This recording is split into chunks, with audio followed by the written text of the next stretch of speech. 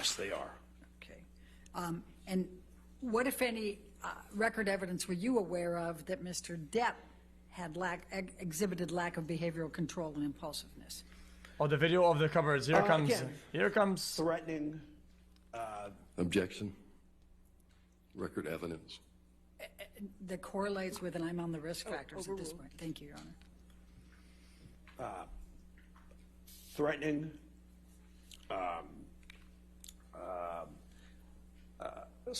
destroying furniture, Which falls. property, breaking things, That's the same thing. That's the same thing. writings on walls. That's the same thing. Mirrors, writing in blood on furniture. All that would be go with that. Okay. All right. Cool, man. Got him. and- GG. It's over. What, if any, risk factor is narcissism for intimate partner violence? So, a patient, before we get into narcissistic personality traits or disorder, the overall, it's categorized under what's called cluster B personality. Objection, Your Honor. What Yeah, about let's what go about the with behavior question. of taking a He's fat explaining shit the on the bed narcissism. where we sleep on? I'll sustain objection if you Okay. ask the question. Can you What would that explain to qualify the under? jury what's involved with narcissism as it relates to the risk factors of intimate partner violence and So what that realm is? So narcissism patients have, again, poor self-control, okay, rapid mood Dog shifts, and the dog. okay. As a result, they have an undue sense of admiration. They worship power, they worship control.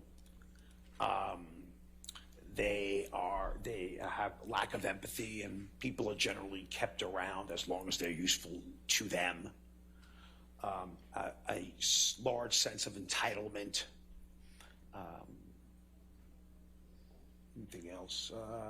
Need for praise.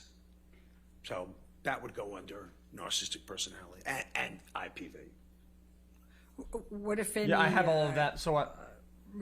What, if any, traits would be requiring admiration? Would So that what? fit I don't give into a it? fuck. Yeah, oh yes, requiring admiration, need to be admired is part and parcel of narcissistic personality disorder.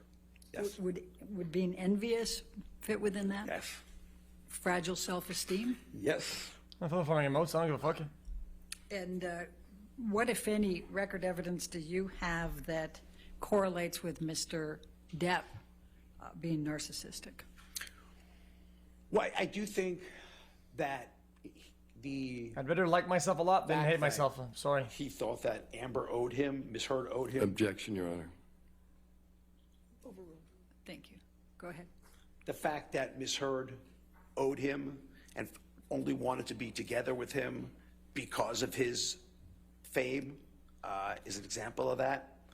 I do think the jealousy aspects are an example of that. I do think, as I think Mr. Tillett had testified that, being admired is one thing, but then behind your back saying something else about people is another thing.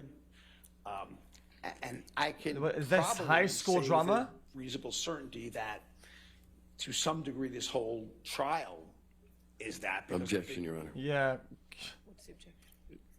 That's not record evidence. Speculation. Overruled. Please continue. that this whole trial, in terms of narcissistic insult, is what's going on. I believe that Mr. Depp was very much a mainstay appropriately in Hollywood, and then this was pulled the rug without. Objection, Your Honor. Yeah. Can we I think be? he's able to explain what he's This saying. guy is going crazy. Can you explain what you mean by this whole trial?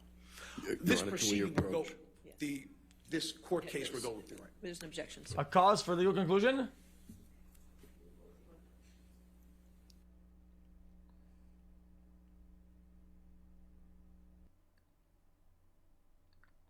This guy is actually off the perk that ass.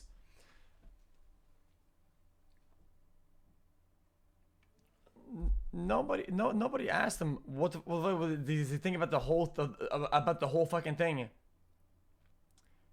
The guy's there to answer question as a qualified What other expert in conduct, psychiatry. Is in Not record some evidence that bystander of- correlates, with Mr. Depp being narcissistic, having those traits. Was the thing about the trial rule, I can't Yeah, speak. Your Honor. you're not allowed to say that. Not say that, okay. Okay.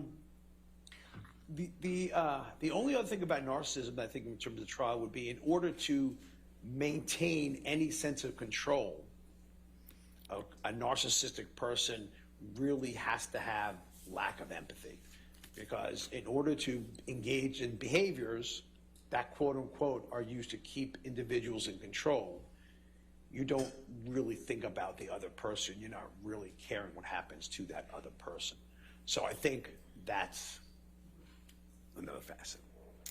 So are attitudes accepting or justifying intimate partner violence a risk factor for intimate partner violence? Yes. Do some perpetrators in intimate partner violence try to minimize the IPV?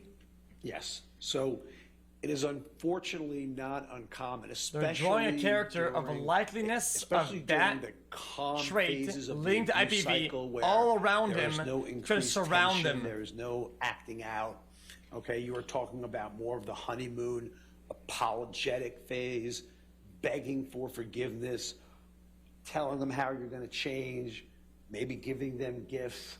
And then when Oh, the wow. dust settles later in the day, a day or two later, it is not uncommon for the perpetrator to kind of switch the blame over to the victim, saying that, hey, you know, this either denial, this never actually happened and trying to make me look bad, or an allopathic defense where you instigated it, or an altruistic effect where I'm doing it for you, transformative effect that society kind of accepts this. He's describing so it is very her, uncommon yeah. for all of a sudden for that to start shifting.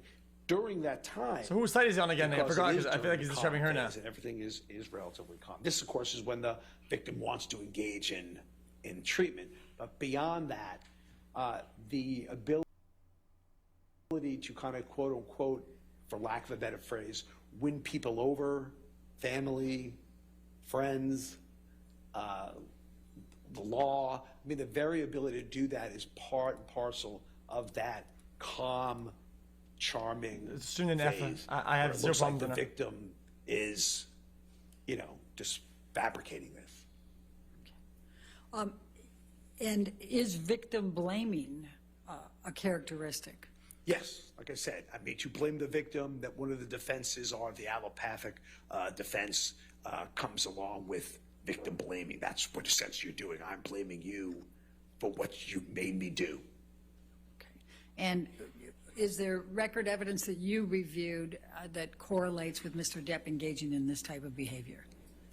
So I think for a lot of the issues seen, the big precipitant was going to be the need for sobriety.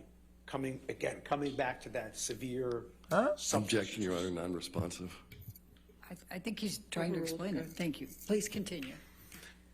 the severe substance use disorder, and many of their arguments, but what I reviewed in the record, stemmed around Ms. Heard's desire for Mr. Depp to maintain sobriety, and that what was happening. So as a result, she was blamed for, bothering him in a way he didn't want to be bothered. Aren't they losing a lot of time with this guy That triggered on their clock? what was going on. Are you familiar with the term gaslighting? That is a lot of time. A lot I'm of time. familiar with the term gaslighting. Okay, what, if any, gaslighting is consistent with intimate partner violence and the risk factors?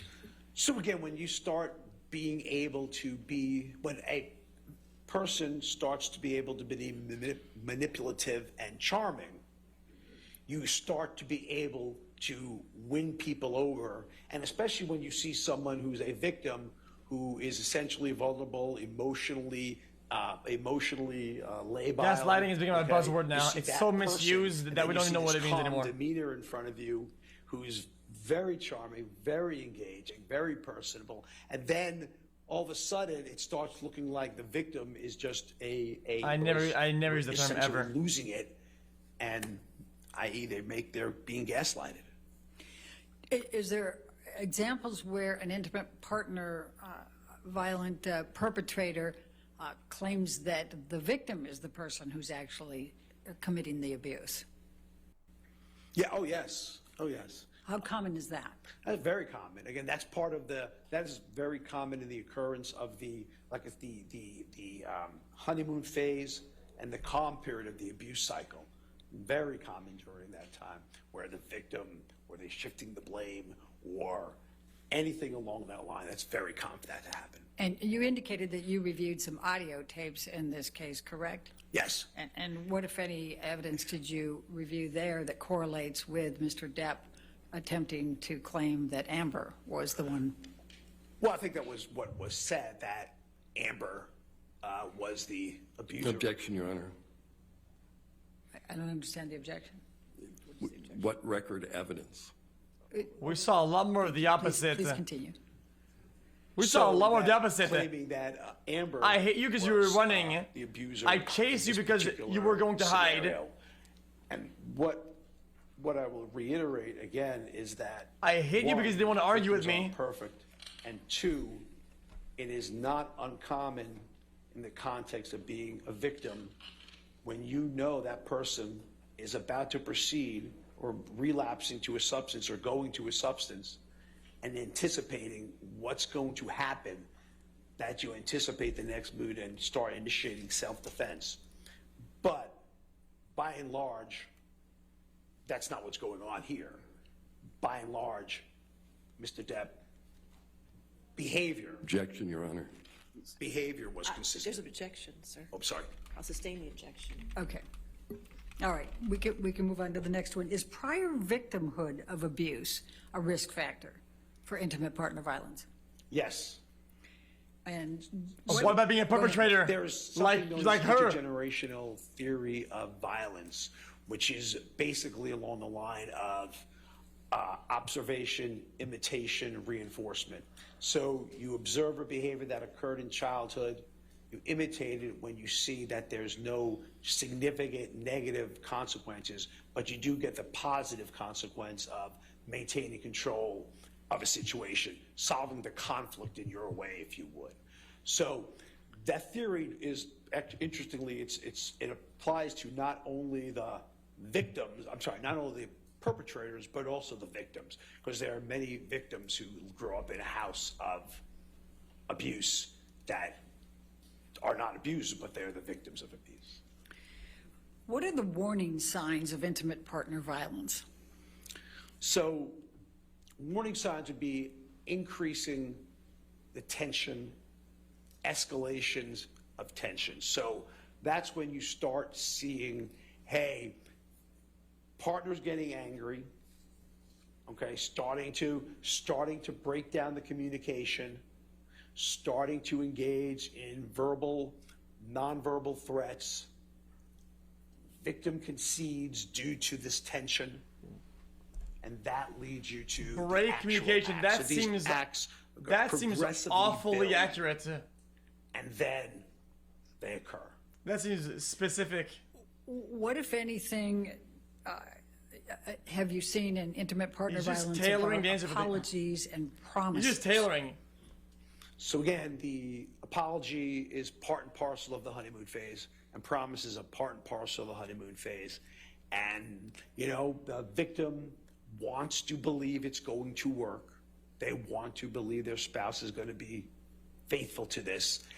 And as part of the abuse cycle, it ends up, as I should say, in the calming cycle, like I said, the victim tries to get some help to try to resolve this until the tension buildup phase where something bothers them. So again, it could be bothering someone about substance abuse. It can be bothering someone about finance. It could be bothering something about your career.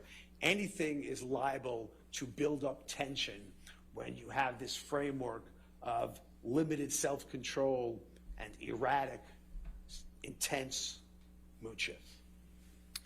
So what, if any, record evidence did you review that reflected Mr. Depp engaging in these warning signs, including the apologies and the promises? I think that was almost routine, that after it was all said and done, that he would apologize for letting this monster out, letting this anger out, almost routinely. And there's very well record evidence of that starting as early on in the marriage, Nick? in therapy for Ms. Heard. So that's very common and very much occurred, recognizing what happened. And the other part of this is, I can hear him talking, it's again, fine. when you can recognize that when you're sober, even short-lived sobriety, when you could recognize that things are better, things are happening better, life is better, then even that should show you that, hey, there's an issue here. There are issues here that when I don't use can be resolved.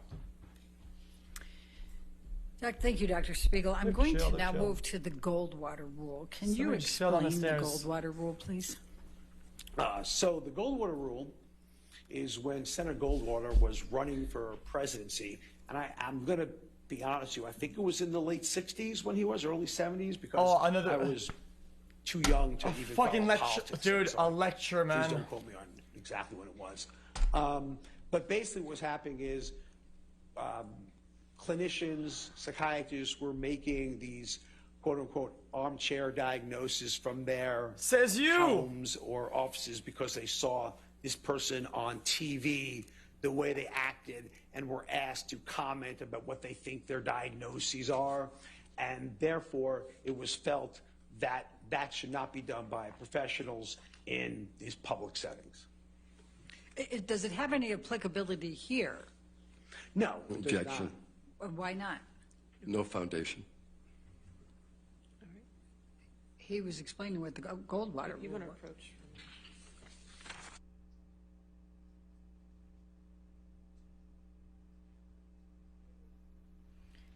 Why not?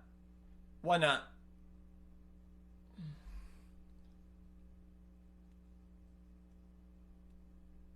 So the guy who's doing it, yeah, I see. Even though he's like an expert, I just feel like he's drawing an awful lot of conclusions about Depp, who he did not have a personal interaction with or personal analysis in a session with him, but yet had a lot with her, I think, right? Or not? Yeah, he did with her, right? Which doesn't make much sense.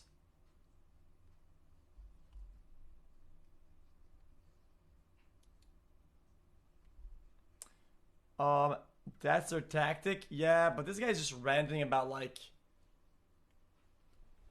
So basically, I think now that they're running, they don't have a lot of evidence and hardcore proof and things that are kind of undeniable. They're going with the risk factor because otherwise they get objection to whatever, right? I would assume.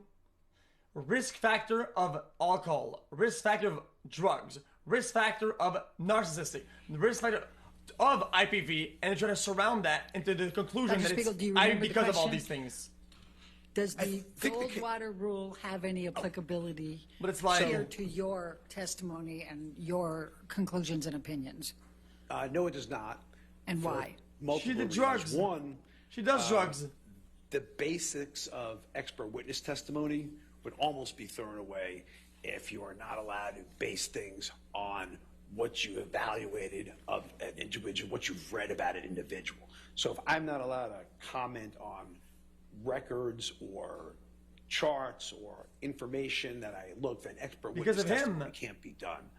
But more specifically for this case, in the Goldwater Rule, the pure version of it was the armchair diagnosis of watching someone on TV. Just, you don't make a diagnosis. More recently, I think that's even more recent, we've had examples of that. So you don't make diagnoses like that. This is not the case here because like I said to you at the beginning, I have reviewed a lot of professional, a a lot of professionals and their evaluations and their treatment course, video deposition, picture deposition. How's it court not? Because nobody filing, makes you do drugs. Emails. I mean, I reviewed a whole lot of things that directly describe Mr. Depp and his behavior. In that sense, so like- I'm not commenting on a public opinion, and I have absolutely no knowledge of. So what's he in takes Mr. drugs Depp's because he's a history. degenerate. Well, he takes If I was drugs just because doing he does drugs. Shabu, Come on, man. That's not relevant here. What a dumb fucking narrative. And in fact, what I think what you even is that? testified earlier. What you fucking narrative is invited that? Mr. Depp to Oh, yes. give an And again, example. Objection leading. Overruled. Thank you. So, to be fair, for an evaluation, for my own direct evaluation, again, I was offered twice that I can do an evaluation of Mr. Depp directly, and both times, Mr. Depp and or his lawyers decided that Even wasn't with going to peer happen. pressure, whatever. It's And still, in if fact, you- the court did not Fuck require off. Mr. Depp to. No, and the court did not require Mr. Depp to undergo this evaluation.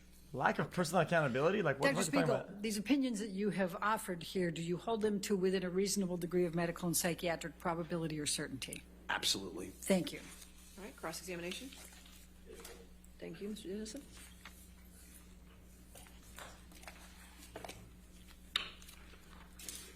Okay. Sir, I'm now just Wayne smoke them, Dennison. please. Just smoke We them. haven't met. But let me ask you, let's start with what you finished with. I'm sorry, one more time? Let's start with what you finished with. You understand that the court was twice asked by Ms. Heard's counsel to order a medical exam of Mr. Depp, and those motions were denied.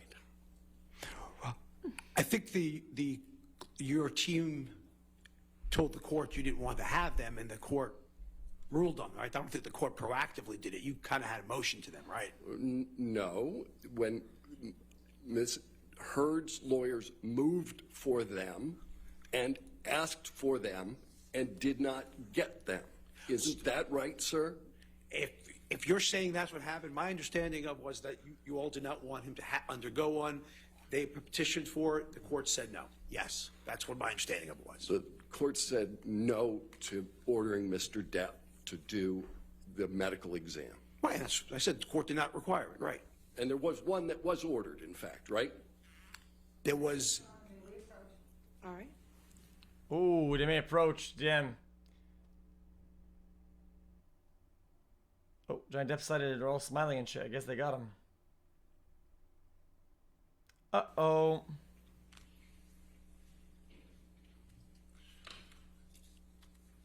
All right, so the last thing you talked about Damn, you have to move on. was the Goldwater rule. yes, sir. Been around for almost 50 years, right? Yeah, I'm 59. That sounds about right. Yeah. And it's been around as a result of a presidential election that you referenced. Yes. And who has that rule? What organization maintains that rule? The American Psychiatric Association. An association you're a member of. Association that I'm a member of, yes. Yeah. Aren't you a fellow or something? Yes, I am. Okay. So, and this is an ethical rule, right? It is an ethical rule. And yes, it's ethical. They say rules. It's an ethical guideline. Yes, they're guidelines. And you know that over time, the American Psychiatric Association has amended the rule so it's not just about diagnoses, but it's also about professional opinions. Could you be more specifically say about professional opinion in regard to what? Well, let me read this and see if you're familiar with it. It is unethical for a psychiatrist to offer a professional opinion about an individual based on publicly available information without conducting an examination. That's the rule, right? If you're reading it directly, I will believe you. Okay. However, a diagnosis is not required for an opinion to be professional. So my question is, it's not just diagnosis that this Goldwater rule applies to, it's professional opinions. So again, I will reiterate that would come down to essentially nullifying witness testimony, expert witness testimony, without a direct evaluation. And as we know, it didn't happen. But regardless of that, the whole expert witness testimony thing would be basically rendered null and void. The rule, in fact, contemplates that issue, doesn't it, sir? Again, I'm just telling you the answer to the question. When you were reading me those statements, I'm telling you the response by the other side, who is publishing trying to say that he's doing Goldwater bullshit. If that was the case, there could be no expert witness testimony in the courtroom. Psychiatrists are ethically prohibited from evaluating individuals without permission or other authorization, such as a court order. That's the rule, right? Again, if you're reading that, then I have to believe you're not misrepresenting it. And I would come back to, again, then this whole thing on expert, we might as well get rid of all the expert witnesses we've had throughout all of time for court proceedings. Because what you're saying is unless a court orders it, and that's what you just said, or the APA said, then therefore expert witnesses cannot do an evaluation based on an observation of the medical records.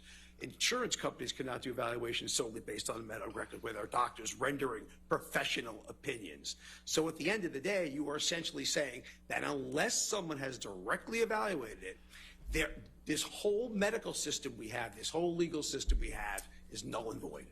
I'm not saying... No, yes, you are, sir. No, you are. Well, give me a second. Mulder? I'll give you more than a second. What I'm saying and what I am God. reading to you is a rule by your organization that takes into account that there could be court orders that would permit the exact kind of evaluation that you say I'm eliminating. And I think we're going in circles because I think I just said that means expert witness testimony would not be allowed, and the branch of forensic psychiatry would be especially hindered. And we know the branch of forensic psychiatry does not prohibit that. So I am a member of the APA. That doesn't necessarily mean every single thing they put in there, everybody has to uncategorically agree with, because clearly that's not the case. Did you agree in your deposition that the professional opinions you rendered were inconsistent with the Goldwater rule? Yeah, my first is inconsistent. If we're saying that if the Goldwater rule says, and I very much said that during deposition, that the Goldwater rule was made for presidents and public figures such as that, but regardless of that, because that's what it was made for. It's not made for Hollywood, but I'll even take that Mr. Depp's a public figure. What I'm saying to you is that the Goldwater rule is saying we cannot do any expert witness testimony in our field. That is exactly what the Goldwater rule is saying based on exactly what you read. And I'm just telling you what you are saying that rule encompasses. What I'm asking you, sir, is did you comply with the ethical requirements of the APA when rendering the professional opinions that you've rendered today? It is a requirement of the APA. It is not the requirement of the APA. Secondarily, so the answer is no? Secondarily, again, in order to not, we wasted our whole morning because there was an expert witness before me. There's an expert witness everyone brought in. So all I'm saying to you, that means the whole field of medical legal law is corrupt and unethical for engaging in an act that the APA clearly says we should not do. So if you're saying that, then the answer is yes, I'm agreeing with that statement. You're agreeing that the APA would deem your testimony and your professional opinions rendered unethical? I am saying you are saying that I'm an expert witness. I am saying as an expert witness, and solely as an expert witness, that guideline is permitting that from occurring.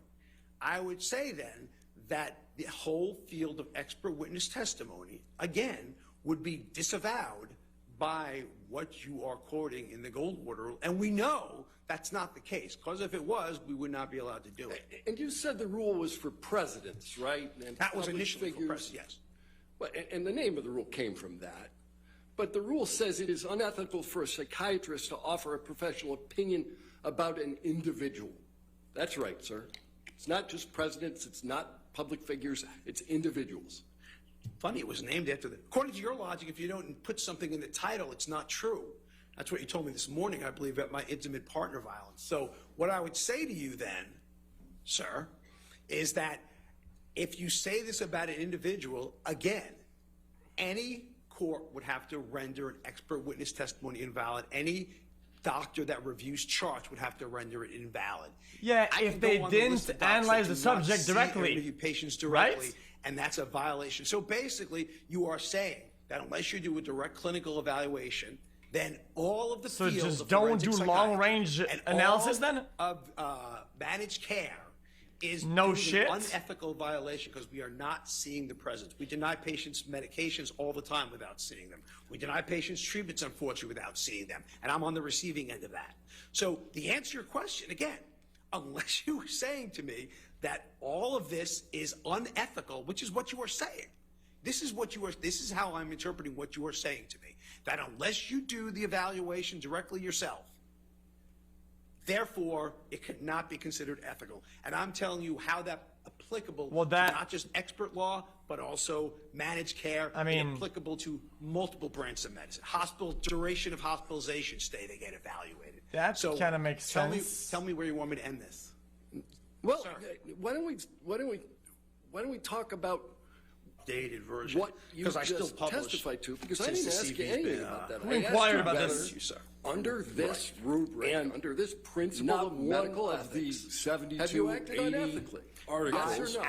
No, Has as IPV in the expert title, witness, I right? have not acted unethically. Correct. And And not if you one want of the them is jury to IPV. believe Does that have trauma, expert but not witnesses IPV. are unethical, then I guess that's for them Well, to that's- decide. yes And or that's no, for them sir. to You decide. Oh, said no. Let's go to the next question. Okay. You're crying back. Right?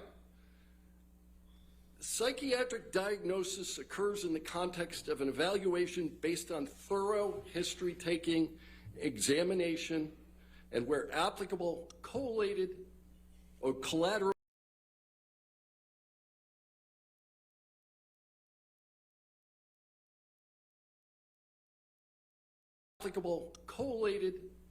or collateral information. You'll agree with that? I believe I said that earlier, yes. Yeah. And it's a departure from the methods of the profession to render an opinion without an examination and without conducting an evaluation in accordance with the standards of psychiatric practice. Correct?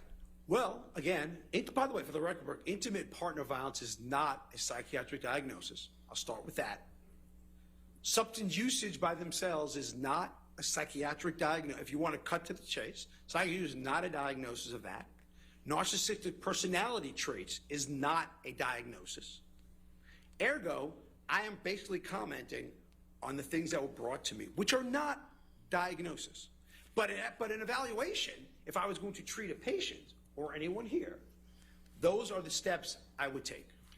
We, I think, started with the notion that this rule applies broader than diagnoses. It applies to professional opinions. I believe and you you've just rendered quoted professional opinions relative to narcissistic personality traits, haven't you, sir? Relative to Mr. Depp. Again, I believe you just commented on what it takes to do in a psychiatric evaluation to establish a diagnosis. I'm almost certain that's what you said. And maybe I'm wrong. Maybe you didn't say that, but I'm sure you did.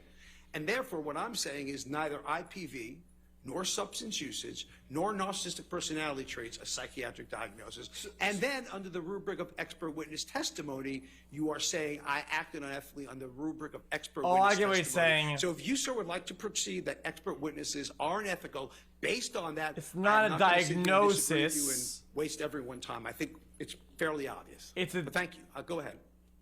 These were your words. It's an I'm just saying observation, back how they're so it interpreted. doesn't fall under Okay. some of these rules. It's still professional opinion, though, which kind of Let's falls start down with into the that easy category, I question would then. assume. I don't know. Maybe we can. That was pretty easy. Go ahead. All right, Doctor, you're going to have to just answer the questions. Okay. Sorry about that. Getting into it. You need to just answer the questions. Okay. Always getting. You are not rendering any diagnosis whatsoever of Mr. Depp today or ever. Uh-oh. Holy. 5 seconds stun. No, I probably would 6 say seconds to you done. that certainly I would not say narcissistic personalities, or I would say traits. Certainly, from what I have read, intimate partner violence is not a diagnosis. So the answer is no for that. Narcissistic personality traits is not a diagnosis. The answer is no. But if you want to tell me that substance use disorder is a psychiatric diagnosis, the answer is yes. But that wasn't an issue, was it? Whether Mr. Depp used substances?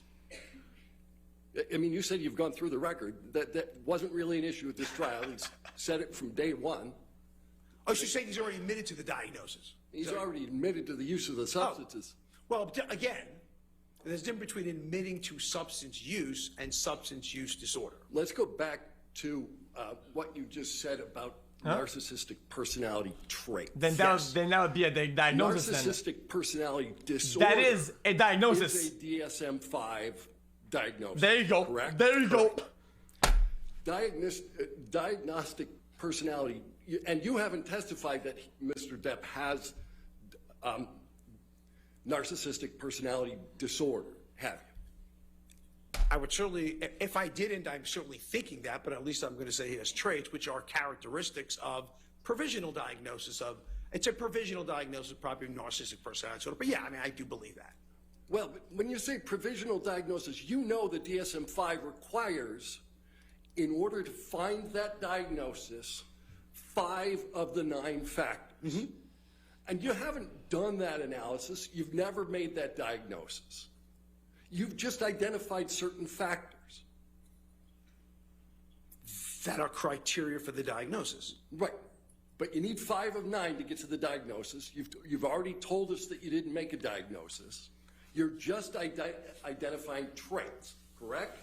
I'm identifying traits that are consistent with the diagnosis, yes. Right. What diagnosis? And did you testify in deposition that the existence of traits, as opposed to the disorder, doesn't have a correlation with IPV? If I said traits do not have a correlation with the, if that's what I said, and I don't remember saying that, but that wouldn't be a correct saying. Narcissism has a correlation with the diagnosis. Yes, that part's true. All right, how far are we going to back this up? Because there's a diagnosis of narcissistic personality disorder, right? Yes, sir. And that one is has some correlation with IPV, right? Narcissism has correlation with IPV. Again, sir, you're not allowing me to answer. You're splitting hairs. You're splitting hairs between the traits that are consistent. And there's with not which a lot all of I'm hairs to commenting split. on is behaviors and traits that are consistent with the diagnosis. And Mr. Depp, narcissism absolutely has risk factors associated with IPV. Let's go back again, and maybe we can focus on the question I ask you, and we can get an answer that's addressed to that question. Mm-hmm. Narcissistic personality disorder is a risk factor for Hey. IPV. Let's go back again, and maybe we can focus on the question I ask you, Fucking chat. and we can get an answer that's addressed to that question. Mm-hmm. Narcissistic personality disorder is a risk factor for IPV, yes or no? Yes. And you've previously testified that there is no literature at which you are currently aware that the mere presence of narcissistic traits is a risk factor for IPV. Am I answering the question? Yes. That's incorrect. You didn't testify to that. A cluster B traits, which narcissistic personality disorder is part of, Nobody is knows a what that huge means. risk factor for intimate partner violence, which include, cluster B traits include narcissistic personality disorder, antisocial personality disorder, amongst others. So the answer to the question is every resource on intimate partner violence will support that cluster B traits, where narcissistic personality falls under, is a risk factor for intimate partner violence. Any single trait is a risk factor for IPV.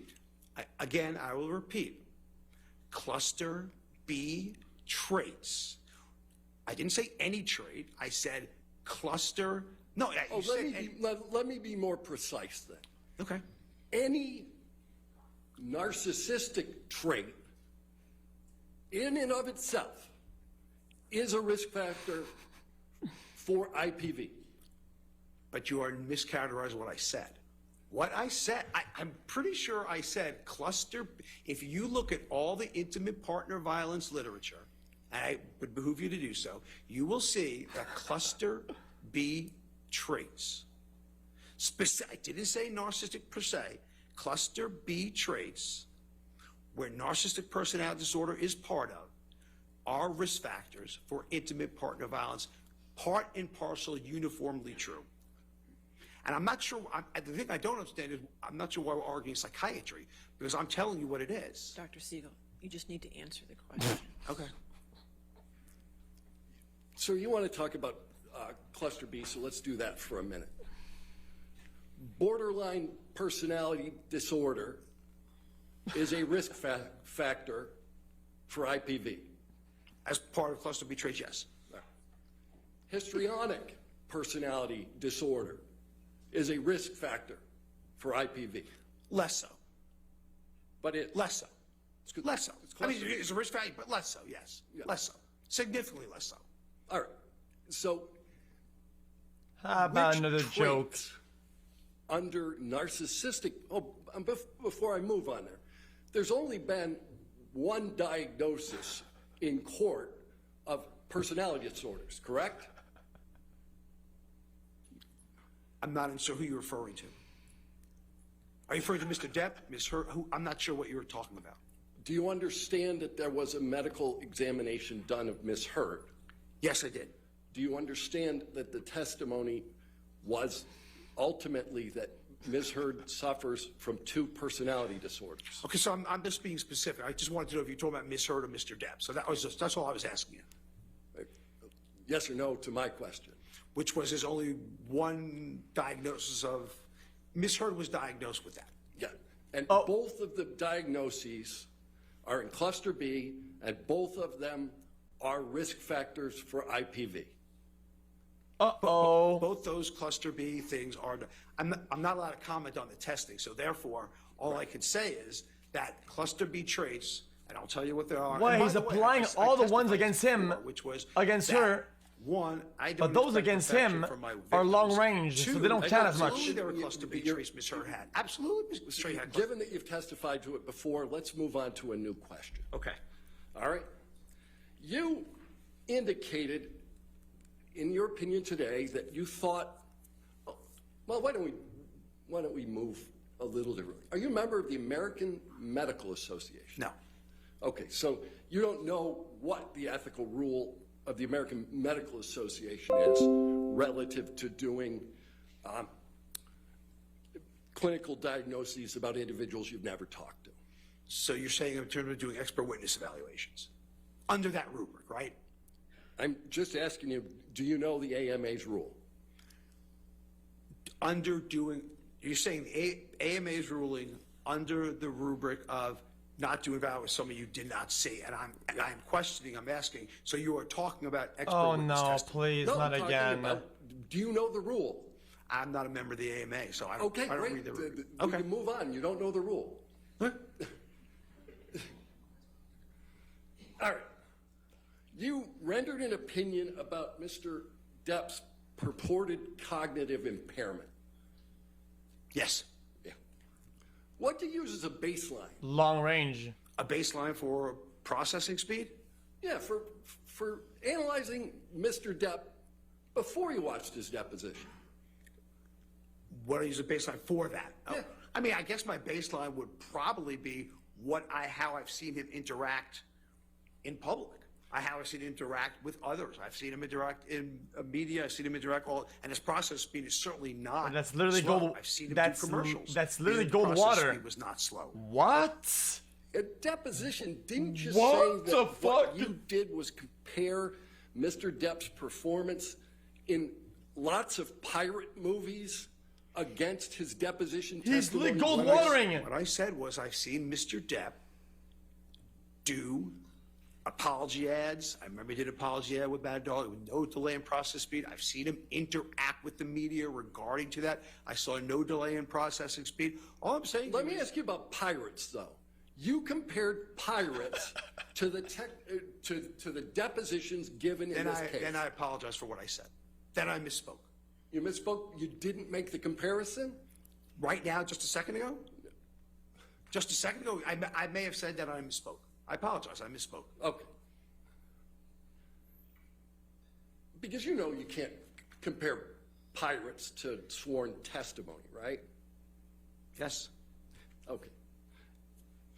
But you can, but as an aside, you can judge someone's processing speed at any time. Like I'm judging yours right now, you're judging mine. We all judge processing speed as a baseline because of what we know about each other. I would say your processing speed right now is not slow. Media is media. So, I could be acting. Speed, I'm just saying to you. I could be acting to gain sympathy or. So, but no, any of Mr. Depp's other portrayals in movies, did that affect your analysis of processing speed? Only I've seen him interact on interviews, and that was it. Right. When he wasn't in movies. In pieces of media, which is art. It doesn't matter to you. You see him in that movie, Charlie and Chocolate Factory? Did you look at that one when you were comparing his processing speed? Do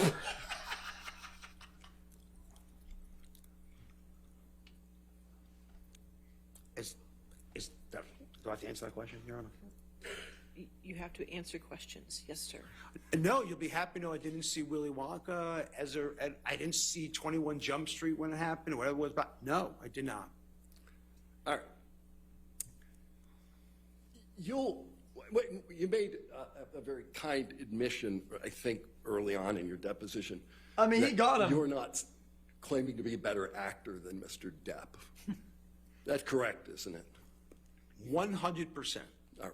But with respect to acting, you know that actors actually rehearse for their parts and work on the language, diction, timing of their dialogue as part of that rehearsal? If you say that's, I'm not an actor, so I don't know what goes on. I can't tell you. I have no idea what goes on in acting. Okay, but you don't know enough about acting to know whether actors rehearse? Sir, I am not an expert in acting. I have no idea what an actor does. Oh my God. Just say yes and move on.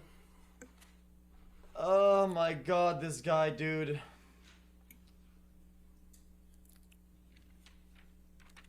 During your deposition, what were the circumstances under which you decided to call Mr. Depp an idiot? Under somebody call Mr. Depp an idiot? Yeah, you called Mr. Depp an idiot in your deposition. Why? Okay.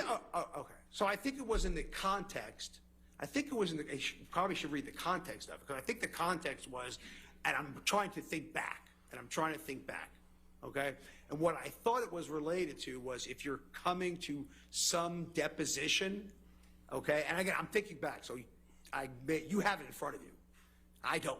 So I'm thinking back where he's coming in from Europe for a deposition, video deposition that he gave, and he took it overnight the night before. And what I think I said was that if you're going to do a major thing to a trial that you're involved with, I think you'd be an idiot to come in the night before. All right. So I didn't call Mr. Depp an idiot. I certainly called that planning an idiot. I didn't call him an idiot. So the words, so I mean he's an idiot, are mistranscribed? No, I'm sure, again, if I said it in that, if you're just reading one line, one snippet, I'm sure it was in the context I just said. But again, you have it in front of you, I don't. Yeah. Is idiot a professional opinion? I wasn't rendering professional opinion, Yeah. no. Is it a psychiatric opinion? That is what he's asked to do, though. How does it follow the... Well, you just said that I'm not rendering a professional opinion. I just said idiot. That's not a... No, so idiot is not a professional opinion? Mm-hmm. Is it your practice to describe people as idiots? In my practice, in my practice? No, I don't describe people my clinical cases as idiots or patients as idiots or victims. Oh my God, as this is idiots. cooked No, up. sir. But you sat for a deposition in this case and described the plaintiff as an idiot, correct? You gave me 9 hours of deposition, and if I said the word idiot, it was an idiot in planning. It wasn't making him an idiot. I don't know Mr. Depp's IQ. I don't know his overall functioning. So therefore, if I said it, it was an idiot in planning, which is what I meant to come across as. All right, so you did say you don't know his overall functioning, but you made some testimony today as to some evaluations you made relative to his functioning. Oh, dude. You would agree with me that it's probably a good idea to think about the questions that are asked you in a court proceeding before answering them. Am I allowed to answer that question? Yes. Okay. So what I meant by function, what I said by function, I believe that his agent reported how late he was showing up to every movie while the cast is waiting for him. I believe that would be an impairment. If I showed up late for that, I would not be An here right now. I wouldn't have a impairment? job. Okay. I believe the thing was in terms of balking out of treatment for substance rehab that his doctor is prescribing for him. So if you're asking me if that's an impairment of functioning, I would say I'm very much substantiated in that.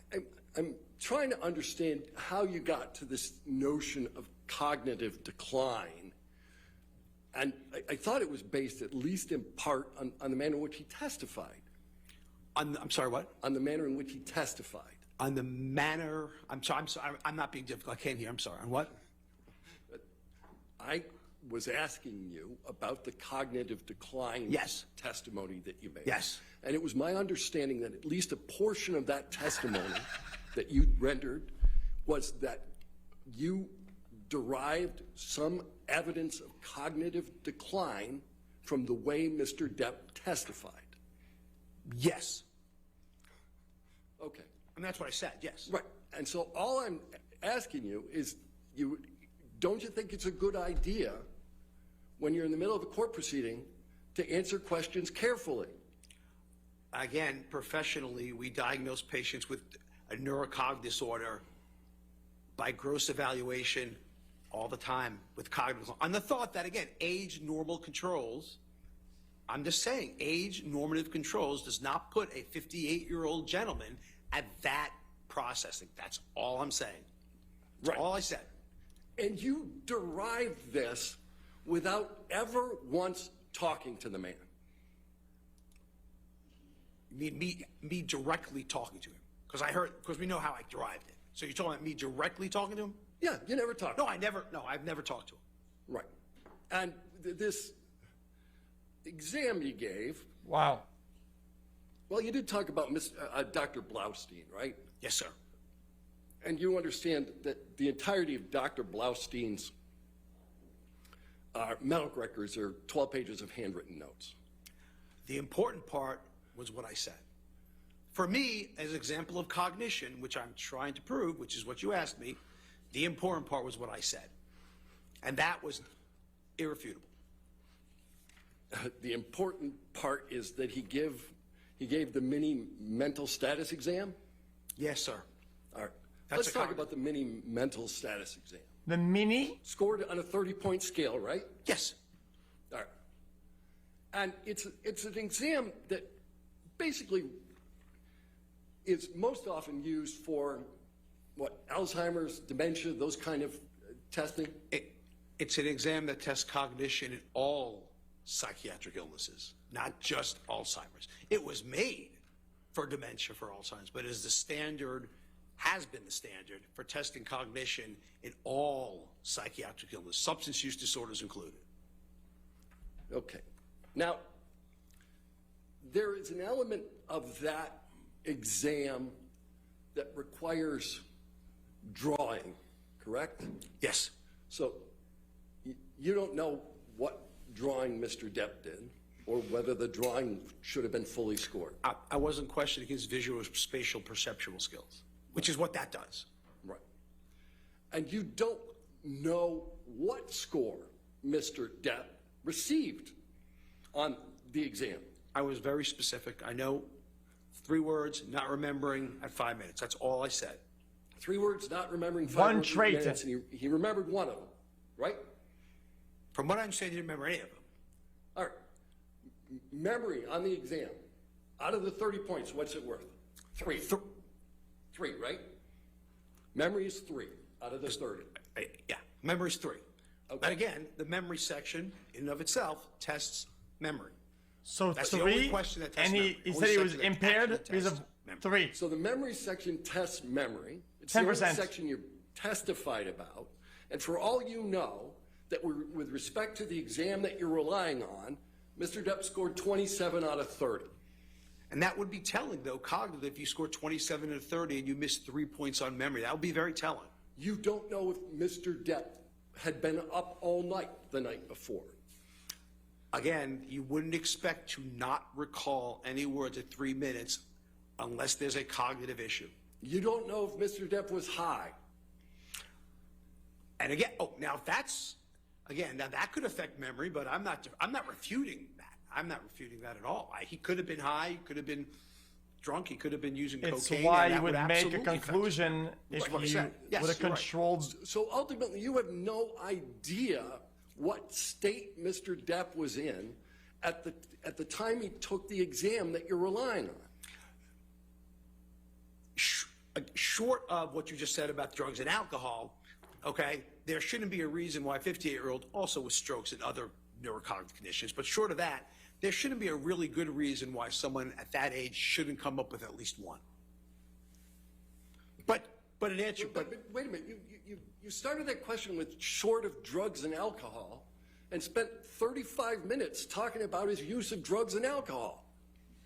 Isn't that right? oh, I'm agreeing. I thought I agreed with you. I think I agreed. I said that drugs and alcohol can absolutely affect cognition. I'm not, And I agree, especially but I'm not memory. sure if that's a problem. I agree with you on that. All right. So you don't know one way or the other how he scored on the exam. You don't know whether he was at the time on drugs and alcohol, but you're going to rely on it in your testimony to say that he's cognitively impaired. This is pretty good, actually. Which is what we do in clinical medicine, sir. Okay.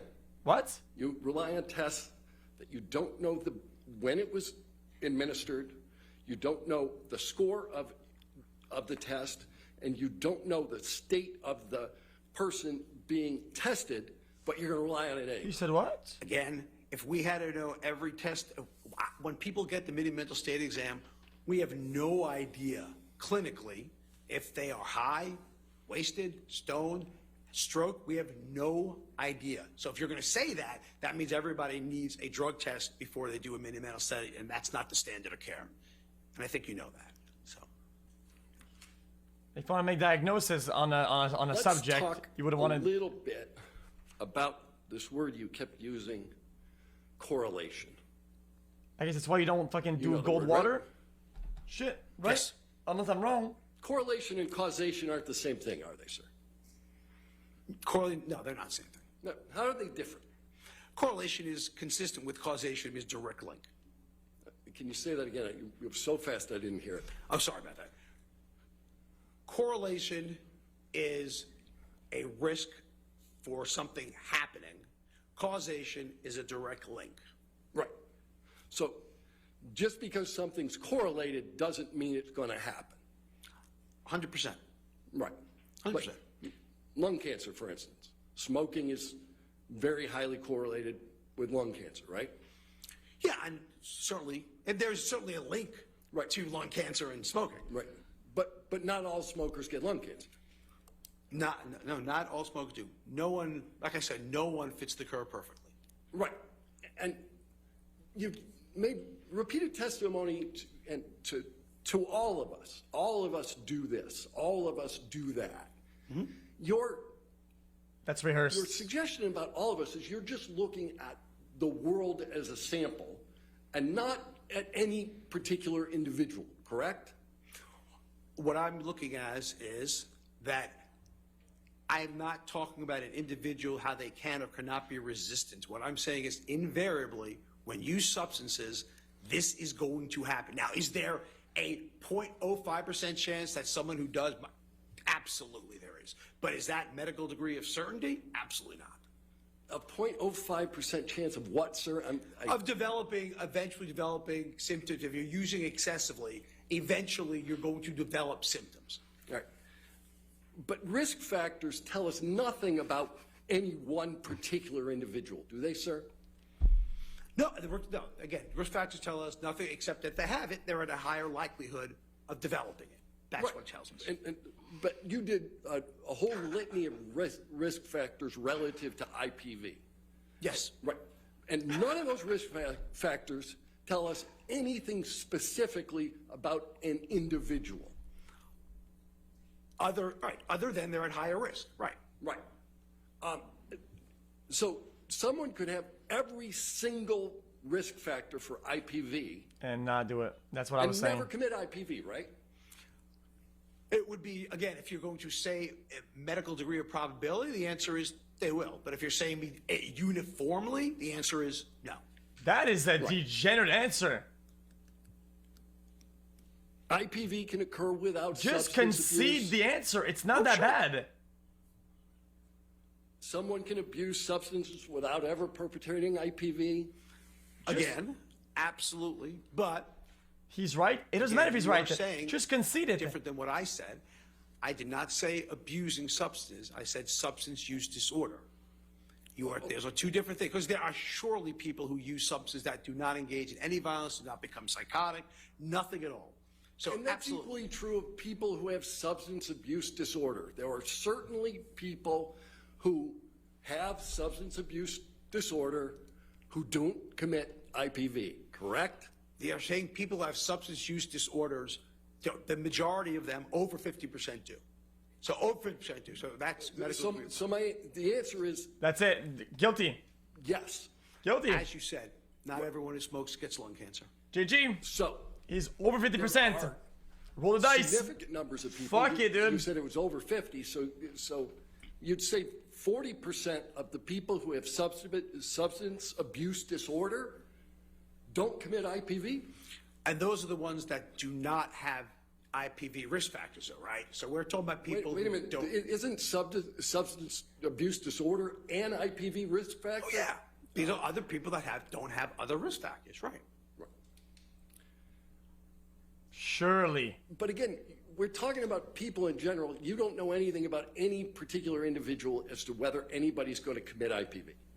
If statistics follow through, all we can Just say is concede. more than 50%, Oh my- 70% it's not- will. If you combine more It's risk not factors that you big of a have, deal to concede the the point. It's more not. likely Who cares if you're he's going to right? develop illness. It's You a smoke probability. cigarettes once, that might not correlate. You're trying to say he's to lung cancer. guilty If you smoke it of doing chronically, something because he's in a might- higher chance than not that's all I'm in a saying. medical Talking about probability. Individuals here. You either That's have just lung that is such a cancer or you stupid don't, medical right? conclusion.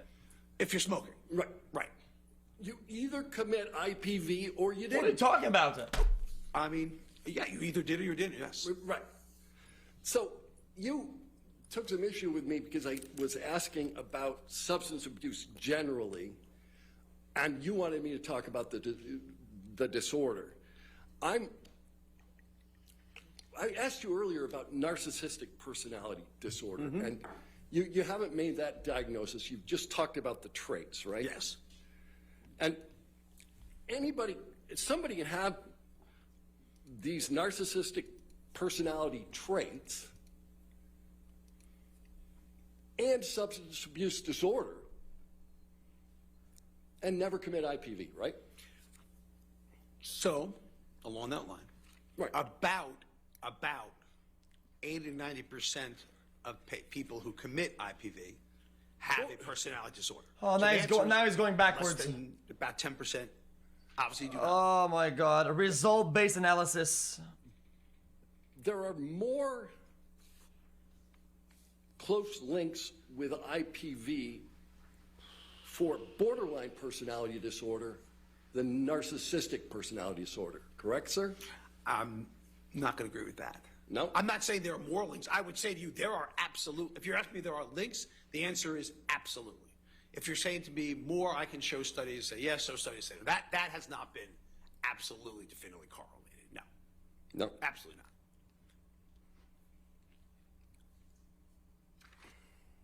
Did my client crash his car? If at this level of alcohol, 50% of people crash their cars, okay, then we don't have any proof of the car crashing. We don't know about it. You know what? He did crash it. Guilty. Done. Car crash. Boom. Boom. Done. Because at 50% of the population, What is it? they would normally statistically crash the car. XQc. Done. What the fuck is that? What are you talking about? And what's the normal dosage of ecstasy for people who use ecstasy? Again, I couldn't tell you the quote-unquote normal dose because, honestly speaking, no one knows what they're getting when they're using it, right? It's not regulated, so. But the effects of ecstasy enhance sense of well-being? At low doses, the answer is yes. I'm going to gather when you're using it at higher doses and develop tolerance, you develop the sympathomimetic effects, which are not so enhanced well-being. Increased extroversion, that's a symptom? Again, at low dose, you are 100% right. At low amounts, you are 100% right. It is an entactogen. We feel closer to people. That's what people who use it say. They feel close to people, warmth to people, 100%. But with continual use and higher doses, it could be fatal. Yes. So that's not well-being. I don't know if I call that well-being. So continued use at higher doses, MDMA can be fatal, correct? Correct. True. What if you took 8 to 10 tablets of MDMA? I mean, serotonin syndrome, What if fucking you took GG. again, you don't know what it's very hard to say that. You don't know what it's, what's the word I'm looking for? Contaminated with, okay? You can't just say, hey, let me just take 8 to 10 pure ecstasy and see what happens. That's not gonna happen. So what I would say to you, again, because substance abuse are unpredictable, they are not regulated, no one knows what they're going to. No one has any idea whether it's going to cause this empathic entactogen effect at very low doses, or is it going to cause the sympathomimetic, increase, it's like a stimulant, like cocaine and something we talked about like that. No one knows what's going to happen. It's not regulated. And no one knows if you're using with other substances either, like other stimulants. Or if you mix it with alcohol. Or mix it with alcohol. No one knows if it's going to be potentially worse. Right. But this is a potentially lethal combination. 8 to 10 MDMA tablets and alcohol. This is a potentially toxic combination. Right. Can it kill you? Even with tolerance, you're getting It is a potentially smoked. toxic combination. That's true. Ever heard of someone cutting off their own finger on MDMA? Have I ever heard of it? Yeah. No, I can only give you one What? example. 8 to Haven't 10, seen you could that. have hallucinations. Oh, I mean, So, Seroquel. That one puts you to sleep, right? If you want 8 to to 10 is phrase a insane. barbiturate putting you to sleep, then the answer is yes. Yeah, you heard Mr. Depp talking about sometimes being on the nod, right? And again, I think I explained Seroquel very well this morning. Good. I'm going to ask him a few more questions. Oh, okay. Okay. All right. You kept making references to street value. Hangovers. Why were you doing that? Because that's why people with substance use disorder use quetiapine and Seroquel. Say it again, I'm sorry. That's why people who use quetiapine or Seroquel can it sells on the street because it's so barbiturate-like in effect. Right, but you said that Mr. Depp had a prescription. There are many substance use disorder patients who have prescriptions for Adderall and quetiapine from their doctor, and that doesn't mean they're not getting high out of it. That doesn't take much. Doctors like to believe what patients have to say. They're not going to go in there being expert witness testimony. All I'm telling you is that in people who have substance use disorder, it is not uncommon, and the thought was initially that because quetiapine was not addicting, that it's safe to give in people with substance use disorders, when in fact, we absolutely know it has street value. We absolutely know that for a fact. Right, but my point about this is you made a bunch of testimony about street value, but you knew at the time you made the testimony that Mr. Depp, in fact, had a prescription. He also had a prescription for oxycodone and roxicodone. Does that count? Because that's also probably not a good thing. Just because you have a prescription doesn't mean that. I think Mr. Depp would agree with you it wasn't a good thing. Just because you have a prescription doesn't mean you can't abuse it. No, I'm not suggesting you're abusing it. I'm just wondering why your testimony was in any way tied to street value when every single drug you referenced, Mr. Depp had legally. Again, you can have prescription substance abuse, and we know that. Then just concede the fucking street point. It's not that prescription hard, substance dude. disorders, and that's not uncommon if you look at the opiate epidemic. This guy that just we're doesn't living wanna in let- right now. We can have that. That's not an uncommon thing. Unfortunate, but uncommon. Not uncommon. So, Seroquel, I think you described He's right, as a sleeping agent when used off-label. When I saw what? Sleeping agent, Seroquel, when used off-label. When used off-label, it's used. It can be used sleeping agent. Yes. Right. Surrendering a dumb question Mr. isn't bad. Depp's use of Seroquel could account for some of the photos we saw in this trial, where he's asleep in a chair. Again, what I would say to you is that if you have a substance use disorder, What he's doing is you worse. are using it to be knocked out. Yes, I agree, but I'm not sure. What he's doing is much worse. So whatever. Yes, say whatever you want to say, dude. So when he was passed out in the chair, he also had vomitus over him. I've never seen Seroquel do that ever. Neurontin is another one of the drugs you testified about. That one's also prescribed, right? Yes, it is. And what's the prescription for that? What's it used for? And what's its indication, or what's its used What's for? its indication? I mean, its indication is for seizures. It may have one pain indication. Again, I'm not a neurologist, so I can't tell you exactly if it does. But it's chronically used off-label for pain. It's used off-label for anxiety. Uh-oh, you got the paper. And what's its effect? That's another one that'll put you to sleep, right? Well, yeah. I mean, sure, 100%. Right. And you made reference to a picture. There's been testimony around that picture that Mr. Depp fell asleep with ice cream in his hand. That's not vomitous, right? I was told it was vomitous. Okay. What?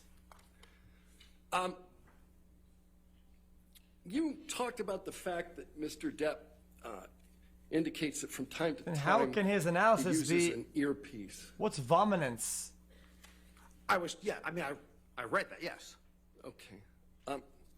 Did you read the testimony of Mr. Wyatt, who told you what was being pumped into that earpiece? Yeah. I mean, if I remember right, I mean, I think it was lines, right? No, it was music. It was music, not his line? Yeah. Okay. It's music. So if My Mr. God. Depp was listening to music rather than being fed his lines, does that change your opinion as to his cognitive function?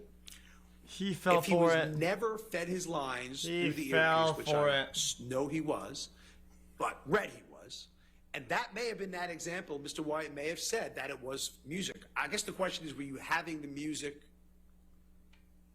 during the actual talking of your lines? Is that what you're saying to me? Well, if you can do two things at once, that's a pretty high cognitive function, isn't it, sir? It's a very good point, actually. Divided attention is something humans have a lot of trouble in. So, for instance, we have trouble driving and putting on the, using our cell phones and direct. So, divided attention, humans actually are not very good at. I'll put that out there. But Mr. In general, not just Mr. Depp, in general. But Mr. Depp is pretty good at acting. You acknowledged that early on. Absolutely. Well, better than me, so I know that. Because you don't act. In fact, you don't know about acting. You're right. I have no idea about acting. And you don't know how prevalent the use of earpieces are in acting. Again, I know nothing about acting. He's basically making him surrender The fact you don't all know of his about acting, you've proof. testified that Mr. Depp's use of an earpiece is somehow a cognitive deficit. So if I was giving a lecture and I was fed my lines, I would think there's a cognitive deficit. So and maybe I'm wrong. Like I said, maybe I could be wrong. Maybe Hollywood stars get lines fed to them. He's making him all the time. self-report gold water. Correct? Could be, it sounded to me to be unusual if you're doing a movie and you don't know the lines. But like you said, I'm just judging it on what I do with lectures, and that would never happen. If you gave lectures, you wouldn't use an earpiece, but you're not going to tell anybody how to act. I mean, sorry, what was the question? he almost I has said him. if you gave lectures, you That's wouldn't 2 out of use 4. an earpiece, but you're not telling anybody how to act. Right, I would not use an earpiece during lectures. Right. But Test, I don't know media, what the standard for earpiece. Standard That's is 3 Hollywood actually. is for that. I have no idea.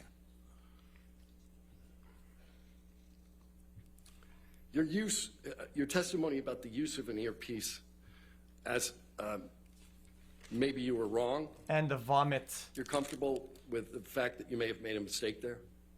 No, because I think in the basis of what I've read about it, I'm comfortable that I don't believe that actors are routinely given their entire script through earpieces. I find that hard to believe. Yeah, But- and but- there's not one whit of evidence that this ever happened here. I guess what I said. I just said I find it hard to believe. I didn't As say an I said I outsider who find it knows hard to nothing believe. about acting, That's all I said. Oh, yeah, but what you found hard to believe, sir, was that every line of the script was pumped through an earpiece. Where did you ever get the idea that occurred? That's what I read in the court review, the court evidence. That's where I got it from. All right. And you know whether Marlon Brando used an earpiece? Isn't he dead? Yeah. So the answer is no, he does not oh use one. my god. No, I used the past tense. What I'm the sorry. fuck? I know nothing. I will concede to you, I know nothing about acting. I will concede to you 100%. If that is the standard and people are done that's acting, then I apologize and that was wrong on my part. If that's the standard, I'm wrong. I don't know. Okay. Let's go with that. No further questions. All right. Absolutely A little bit. bussin'. All right, let's go ahead and break for lunch then, ladies and gentlemen. Again, do not do any outside research. Do not discuss your testimony with anybody, okay?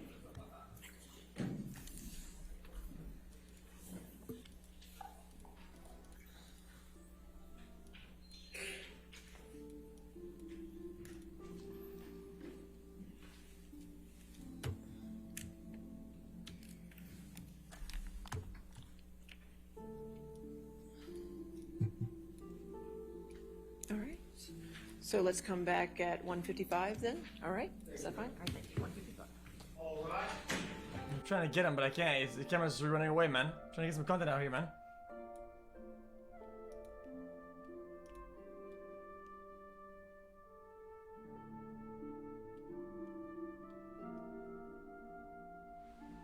You like him? He's funny, but I mean...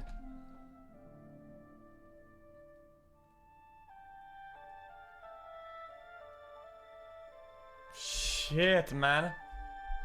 That was content above all things.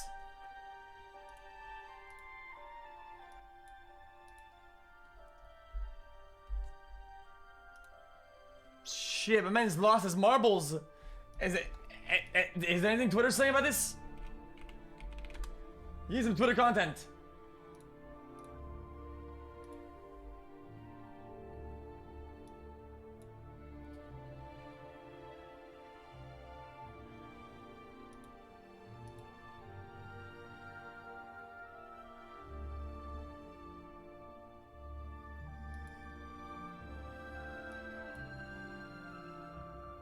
What?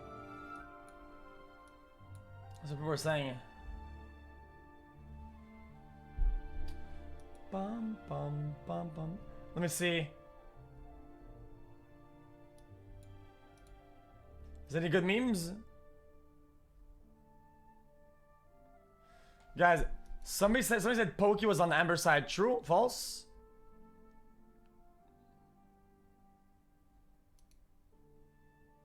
Wait, really?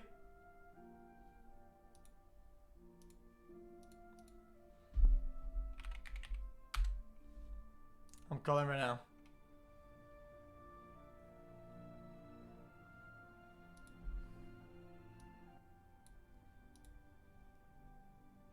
Interesting. Dude, that was actually wicked. You guys, the way that I interpreted this, tell me if I'm wrong, okay? I'm very visual, okay, so let me get a paint drawing. Yo? Yo. Somebody in chat said that you're on Ember side on this one.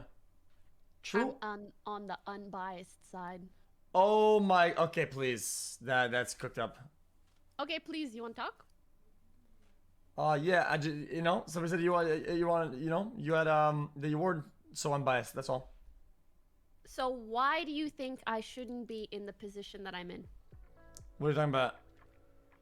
Unbiased? Yeah. Sounds to me like you think I should be on Depp's side, right? Yeah, I mean, coming at the beginning, we should be. I feel like you shouldn't be anything. You should be whatever you want to be. You know, based on what you've seen I and you like heard, that. right? But I think it's kind of hard not to be biased at this point. Is it even called biased? I mean, you're not even really biased because you're kind of like watching the whole thing from the beginning. You're almost like kind of like you're a jury of your own, right? So I guess when I say unbiased, my point is I'm trying to look at each piece of evidence objectively. So I'm not going to look at a piece of evidence that Amber's side comes up with and then try to justify how it could make sense from Johnny's side. I feel like that's what I mean by a biased perspective of viewing. Does that make sense? Okay, so do you think that he cut his own finger or that she cut his finger off? I didn't get to watch the beginning of this trial where I Really, think dude? they showed the photo or something, right? Go ahead. Tell me what happened or the proof as to why it was one way or the other. Well, the top of his finger was cut off, but also the underbelly of his index, right?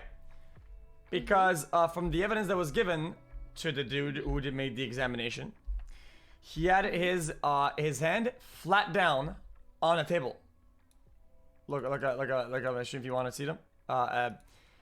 Just like so, like that, right? So it was my understanding that from his expert opinion, it's impossible that the bone at the end would have been crushed, right? At the same time as causing the fingertip to cut off like this, because it was kind of like that, right? So this portion that's red would be cut off, right? Because if you throw the bottle at the finger, what he was saying, I think, unless I misinterpreted this entirely, was that it wouldn't have cut because the finger would be shielded a little bit by the table. It would have cut like that, right? Because it was pretty deep under like that, you know. But apparently it was a little What bit. if the knife just went in at an angle? Okay, he said it is extremely unlikely that it was a knife. He said that it doesn't make sense that it would be a knife because there is the bone is shattered at the end, which is more conclusive with a crushing wound or crushing injury. So is it a bottle? Well, he said that you could still, but less probably, you could still see the bone being shattered that way if it was glass. But Who Megalol's witness was this? Johnny's? no, not a witness. That was a random but extreme experts of Well, someone had to bring him in. yes, it was Amber's professional. It was like a master of the hand of So, if it was Amber's professional, then he must be testifying but in wait, favor of but wait. her, and you're in agreement with that testimony? No, because then it was revealed that they actually said in the testimony that his finger, if you look at a drawing, wasn't like that, but in fact, it was more like this. Right? With the fingers hanging off the table. Right? Right? Yeah. Which, if the bottle's coming at an angle, right, makes much more sense since the underbelly was cut off. Because now it's not protected by the by the desk. Yes. Right? But the dude was really adamant about the like his entire point was consistent with having his finger on the table. So whenever they brought up the fact that it was off the table, they was like, oh, okay, well, it was just a lack of precision, which I think was a little bit disingenuous because the main point of the defense is that the laceration or whatever couldn't have happened in at the underside of the finger because of the angle of the finger. So this is like a game changer, but it seemed like he was like downplaying the importance of that being a game changer, which I think was a big problem with his testimony. And I think they kind of got him good on that. Oh, yeah, so you're essentially saying if his finger or his hand was a little bit further off, it would be really hard to slice it in the way that it was. or in the way that he claimed. No. It was. It's kind of like the opposite. The way that Amber's team gave the testimony or whatever, or maybe even skewed information because it seemed like it was kind of skewed. They say it was flat down on the table, when in fact it was off the table. Therefore, the tip wouldn't be I would assume wouldn't be protected by the desk, right? So but then, how would you be able to cut further off under if his hand is like hanging over the table? What do you mean over? Because you said it grazed the underside of his index. Yeah. So how would that work? what do you mean? If his hand is like laying over. I mean, If- you're if- not if- looking at me, so okay. it's hard to. If it's laying on the table like this, look at my drawing, okay? On the table, okay?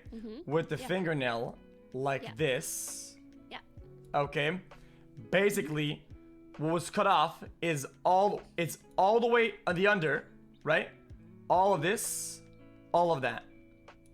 So this entire part that I just painted was entirely cut off, the whole thing. Yes. All the way to the fingernail.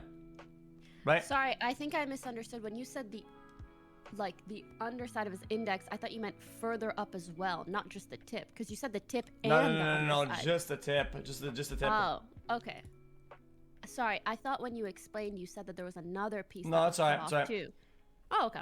But basically, what the other guy said, at least you look in green, he said it was more, from his perspective, what he was given, he said with a glass bottle, it would have been impossible, because if you think about it, if you throw the bottle, how would it go all the way under, like that, and cut all the way through it? Right?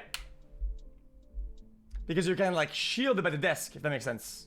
I think Right? I need to see the photo of his finger cut off to know the angle, because to be honest, the red part that you're indicating right now makes it look like his nail stayed on, but I'm pretty It did sure stay the on. nail It didn't stay. did stay on. His nail stayed on? Yeah. Like the end. Were you able to look at the photo on stream, or do I need to? Well, it showed it by accident, so I mean, I'm probably gonna get banned for it, but still. Well, if xQc gets banned. But yeah, so it's almost like it's like chewed under and all the way across inside. So it's like I drew perfectly almost, literally. It's almost a perfect drawing. It's like the 3/4 of the top Yes, I don't mean last bone, the 3/4 of it. It's like the whole thing through, but not the nail. So basically, whenever it was. I get what you're saying. Like, how the heck could the bottom of it be cut off if his hand is flat? on Yeah, the because it was That's true. all the way Doesn't really through. make sense. Like literally, it was like it would have been all the way inside of it, which doesn't make sense. Yeah. So Yeah. whenever it was presented to him that this was actually what happened, or they say it, right? If I'm being completely honest, the alternative doesn't make a crazy amount of sense either. Because especially if it's not with a knife, how do you cut just the bottom part of a finger? Like cutting upwards with a bottle? Okay, no. If you throw a ball at somebody, I don't know if you've ever been injured by glass before in real life. Basically, it's kind of like shrapnel, like when glass breaks. If like a very sharp piece of glass gets hinged on something at pretty decent speeds, right? I mean, it'll chew it right out. So with certain speed, if glass hits something and breaks, and the sharp edge of the glass like is like etching into like skin or something that's fragile, yeah, it'll just cut right through like paper. That's just kind of how it is. So Okay. it does kind of make Again, sense. I'm just saying it's such an off angle, and I haven't watched both sides regarding this that it's hard for me to debate either which way. Unbiased? Well, I'm not. What? Guys, I'm. Are you biased towards either side? Yeah, but when it comes down to expert analysis, though, I was literally on I approve it. I was literally on the side of the expert, saying that this actually makes sense, that it could not happen. I was like, yeah, I mean, he's right. It couldn't cut under all the way through, right? And I was like, this is kind of peculiar. But then when they brought the fact that his finger was off the table, it makes much more sense. Because he even said that the bottle came at an angle, right? And the finger is cut at an angle. So if the bottle did come at an angle with the finger off, and even more than that, if it broke off the table, yeah, I mean this does make sense. I mean it does. Literally, it does. Even you don't have to be an expert, I think, to know about that. But the problem is still the bone, though. The bone was splintered in like 4 or 5 pieces at the top. Okay, can we talk about something aside from the finger? Well, that was an important part. But there's also one other thing. In my opinion, it's less so about like this finger is such an important part, because I could believe that happened. Like, I wouldn't argue against It's a big deal. Amber exhibiting a lot of abusive behavior towards Johnny. But would you say that you really doubt that he was abusive towards her at all? Well, I think at this point it's almost irrelevant in that particular case, right? I think in this instance, because if right, you cut somebody's finger off, right, and you make up an entire story about how they cut their own finger off, that is an insane amount of, I mean, that displays behaviors that are like kind of fucking far out. That's I agree, but a lot everything. of the stuff that was described that he could have allegedly done as well is just as abusive. No, I mean, I agree with that. The problem is the proof And guys, and the okay, hold on. inconclusive stories, Just though. so chat can stop trolling, it's not that her being abusive is irrelevant. It's that this is a defamation case. So the point is, was he abusive or not? Whether or not they prove that she was abusive, at the end of the day, will not really matter to whether or not he ends up being guilty or not. If she was abusive and he was abusive, he will still lose. So here's a problem. I think out of like, I would say, what is it, like 3 times or whatever the fuck that I'm aware of, that Johnny's team said that she was abusive, there was a pretty good amount of proof, right? It was like almost like 3 out of 4 times they claimed it. That was like, yeah, I mean, this probably did happen. With like pictures and shit, like the finger, you know? When it came down to her, in my opinion, with how many times she said that she was hit or abused, and how many times that she normally records and documents stuff, it just doesn't line up. Oh, I agree. I think She claims like thousands of hits. Obnoxious to watch that the things that she did document seem to be the more irrelevant things. Like, you're gonna say that he almost broke your nose or he sent you home bloody or XYZ, and those aren't gonna be things that you document, but then she'll have like a photo of her with like slightly red cheek. So I agree, objectively speaking, that was really bothersome to see. Okay. But again, it doesn't mean that someone being abused wouldn't document those things. You know, it's hard to say. Oh, There wait, was what do you mean? still... But she did document a lot, though. I mean, she documented things so I mean, quote unquote, thoroughly that she even documented him fighting the cabinets. I mean, if you see somebody fighting somebody or going crazy, you would think you would film that before filming him in the cabinets. I think the cabinets thing was seemingly at the end of their relationship, where she maybe wanted to document something, but then kind of got nothing. Yeah, I mean, perhaps, but she has a lot of recordings. They have much more recordings. It seems like, in my opinion, she does much worse when she's the one filming, right? And he's doing much better overall when he doesn't even know he's being filmed, which is, I think, to me, fucking alarming. Because imagine if you reverse the roles, where if that's how she acts when she knows she's recording, and she's the one recording, so she knows she's being recorded. That's how she acts. Imagine how she acts when she's not being recorded, or when she's not recording. I mean, we've seen. That is mental. She is very annoying. But I mean. So the problem. Hold on. For starters, yes, a lot of the stuff that we heard in the audio recordings were appalling, both by her, but also by him. Like what? Yes, that's... Like what? Like she's talentless. Once her tits sag, she'll have no job. Just shitting on all the roles she's taken. Him shitting on all the roles she's taken. Her shitting on all the roles he's taken. Aquaman. I mean, they both shot on each other. You can say I mean, that's just Amber that is toxic back and forth garbage. Like yes. Yes, I agree. But the craziest thing is, because this trial is just about, like, the only question is it a false statement for her to say that he abused her? That's really it. that is not what she claimed at all. She claimed much worse than that. The title of the op-ed. You're denying. You're forgetting a lot of things. The title of the op-ed, sexual violence and shit like that. These are strong words you don't get to back out of the blue.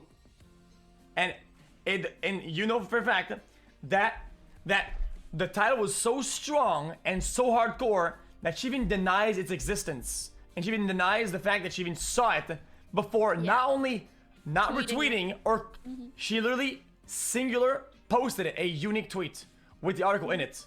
That literally, whenever you copy the link has a title in it. So she would have had to literally scroll over with her cursor over the words sexual violence. So that nobody believes that shit. Nobody buying that shit. Question: do you not believe her sister's testimony regarding I know what you said. him pushing her and everything else he's done? Okay, so the problem I have with that piece of testimony overall, right, is that she claims she was pulled across 2 rooms.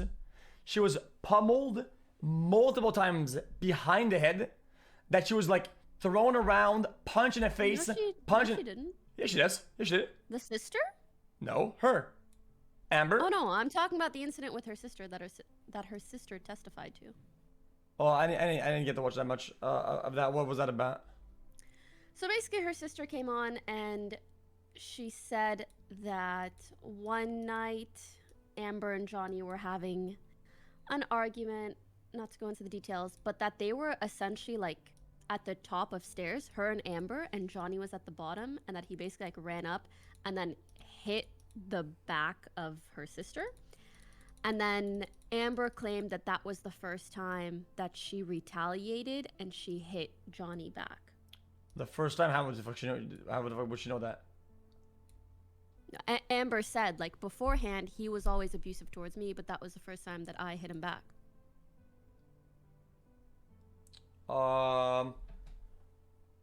Okay.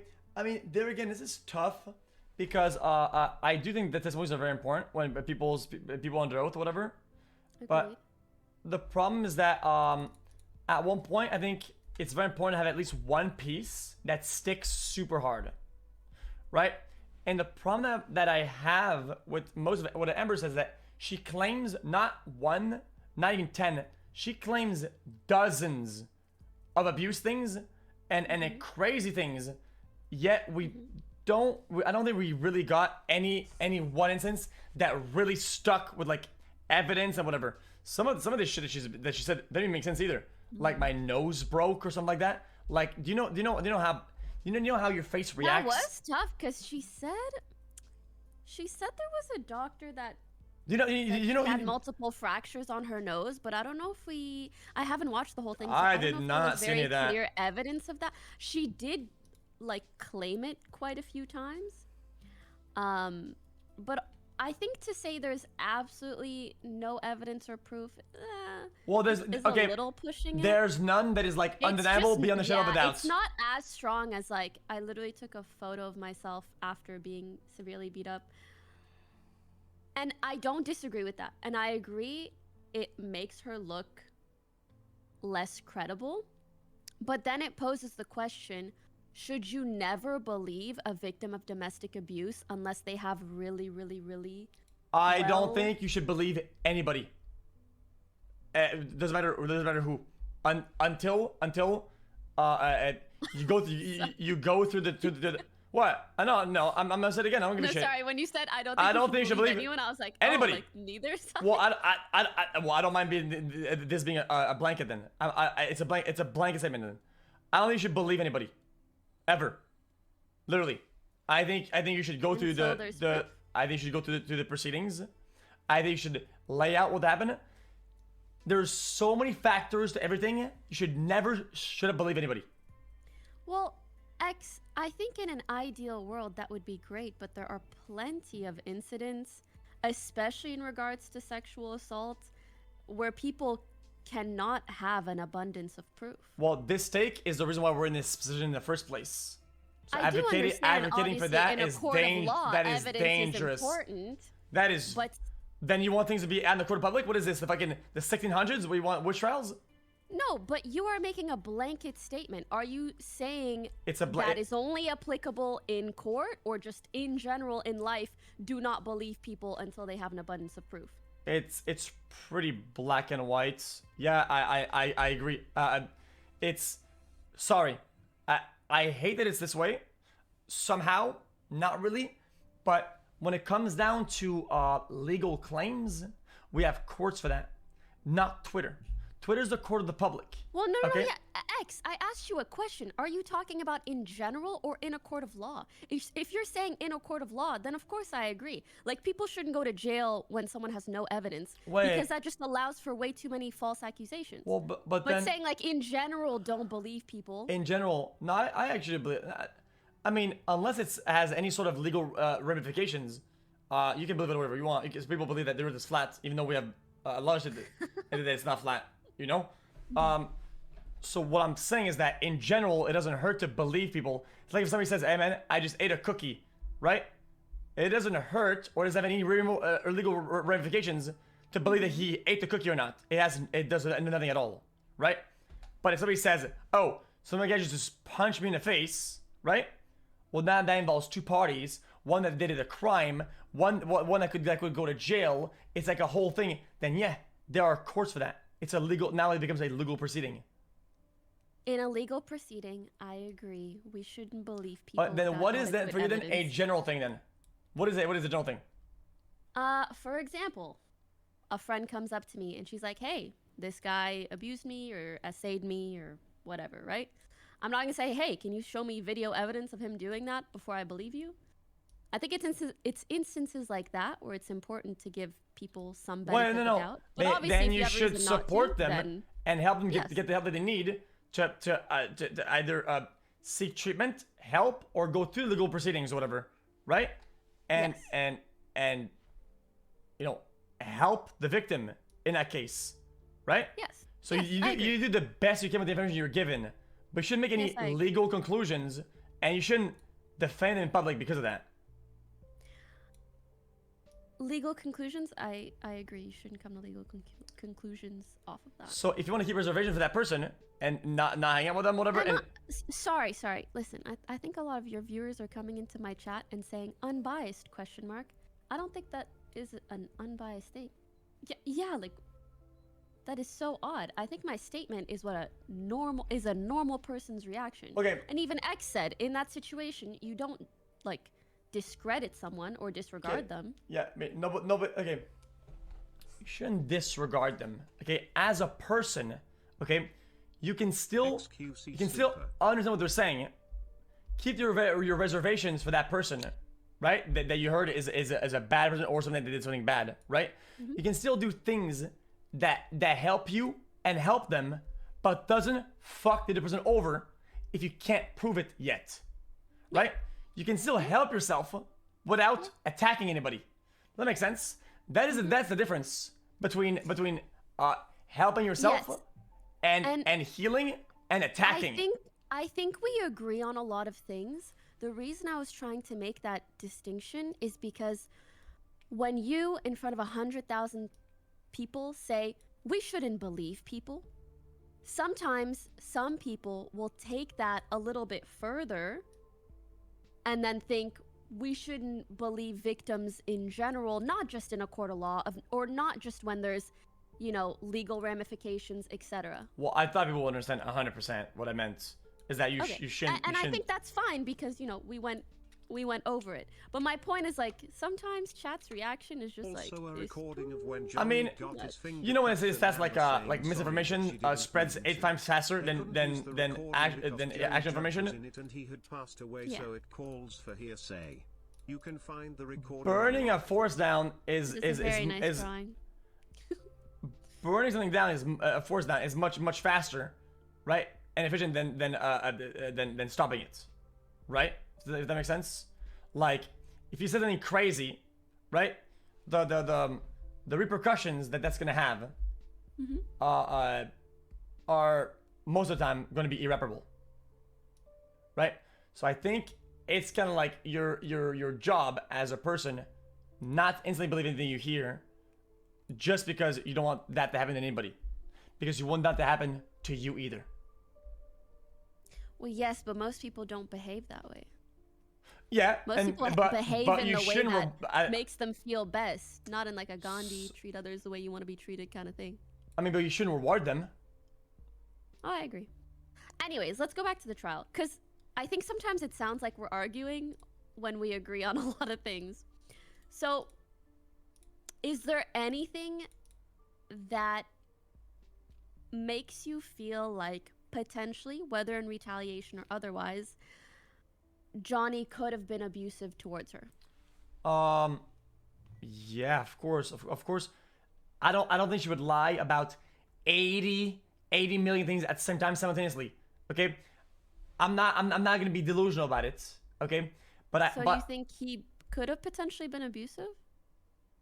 Yeah, of course. I believe that anybody, that a lot of people can be abusive, and Well, that's really the same situation I'm in. I'm like, I cannot with certainty say that he wasn't, and that's kind of the point of the trial, right? no. What if I have a thought in my head and I'm like, wow, this could have possibly happened? I'm still skeptic. I'm still open to new information.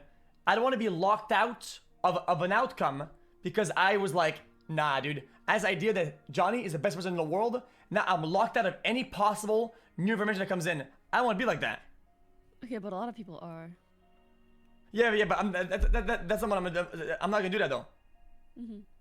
Right? So I keep that as a possibility. That yes, and I also think that people don't understand because everybody on the internet is a fucking cocklord.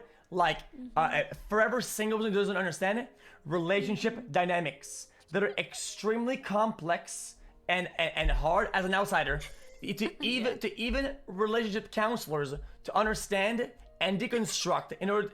What? It's true though. It is. No, I agree, especially because, like, no BM, but I feel like a lot of the people with very strong opinions in chat right now, it's like, have you even dated someone for like half a year, bro? Yeah. Toxic relationships are especially complicated to, like, truly understand when you're not even in the relationship. Let alone if you've never even experienced one. Clueless, bro. Clueless. Yeah, it's why I think that it's like it's a little bit disingenuous to people. They're like, oh dude, this would never happen. This is that. Like, I think people are being like, close-minded on both sides, right? I think people are being very close-minded, and I think people make conclusions that are drastic about how relationships function and how things work.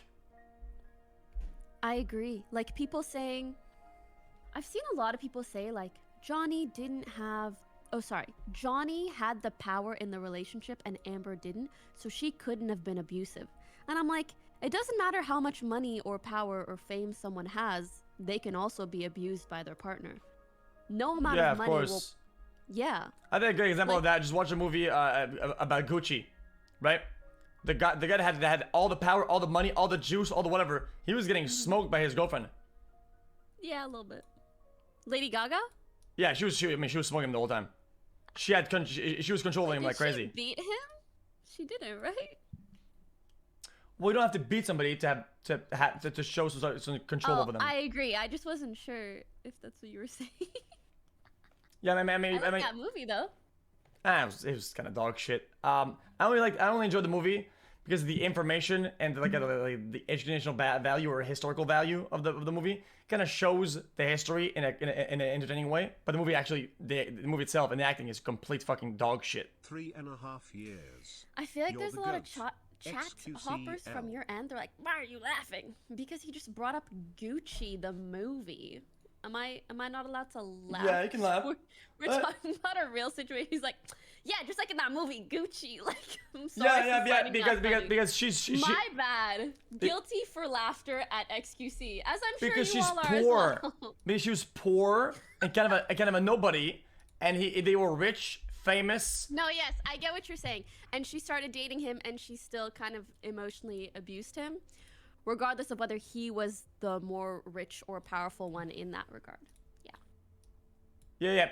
So of course, you have as somebody who has more in your favor or more chips in your corner. Yeah, you have a lot more recourse to do abuse on somebody else, right? So financial, right?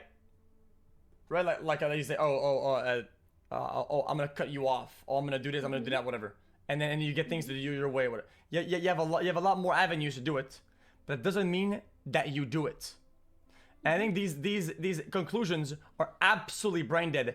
Just like this expert we just saw on the stand saying, at 50% of the time with this trait, people do IPV. So it's more likely that he. I don't think that was brain dead. That is absolutely fucking stupid. That is okay. Let me take this then. Okay. When do you test subject? Okay. Let's say. Okay. Let me open this up. Here's my analogy. Okay. Let's say I conduct a study. Okay. 0.08%. Okay, is the legal limit of drinking, right? Yeah. At 0.2%, let's say, right? I make a study, and I say 50% of the population that drives their car, right, over the span of 30 minutes, will crash their car. That is my conclusion after the study, right? Mm-hmm. So that is my statistical study, and then I go in a trial, right? And I say, oh, my client was 0.2% inebriated. I say he was drunk at 0.2%, and he drove his car for 30 minutes. Well, we can just say guilty. My client crashed his car. Okay, chill. Listen, if there was an accident... That is exactly what he's saying, though. Listen, if there was an accident and the jury had to decide whether or not someone was responsible, I'm sure the level of how inebriated you are could play a factor in how likely or unlikely they are to believe you. At the end of the day, I get what you're saying, which is exactly what the lawyer was saying, which is like, just because it's more likely doesn't mean it happened. And it's like, yes, sure. But that's kind of what the point of expert witnesses are. They're supposed to make a jury more educated on factors that could make an outcome more likely or not. It's what an expert doesn't get caught up on specifics about a question. And if it's a black on white answer, you answer black and white as an expert. You don't get mauled about your ego or some shit, and you end up twisting the answer because you're upset that it makes you, quote unquote, lose or surrender your point. That is so stupid. Okay? I think he was just trying to maintain what he was initially saying. Okay. We all... You know? He just said, yes, that doesn't mean that Johnny did it. It just means that there were certain character traits, either of his personality or of his behavior or his drug abuse or drug addiction, that make it more likely for him to have more likely is what they were trying to say. I was like, you're right. That is not what the guy was saying, though. He was making a medical conclusion and diagnosis of that based on these more likely than not statistics. Literally. Diagnosis? I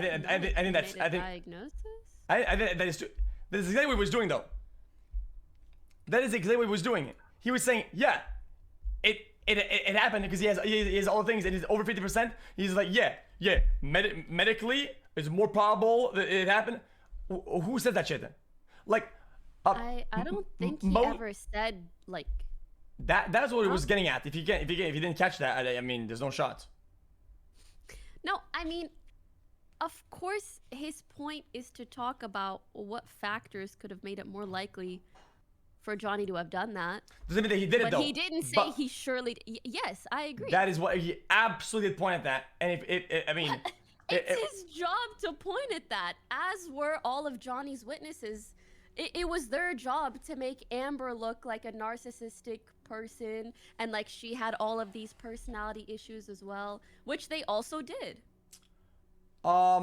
his job as an expert, right?